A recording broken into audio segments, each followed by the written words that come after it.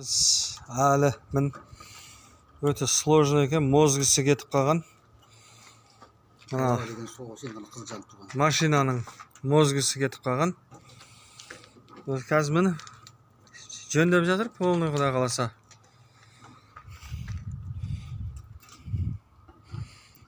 Талай электриктер келіп, электронистер келіп істете алмады ғой. Осы кісі істетем деп жатыр қазір.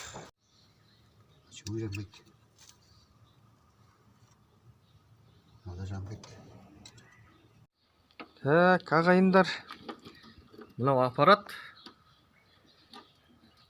Шымкент қаласында 1000 электрик келді ғой. Уже аттарында шатасып қалдым. Мына кісі Мұрат деген ағамыз любой оборудованияны осындай миын, мозгысын, платасын істеп береді. Қазір причинасын уже тауып отыр.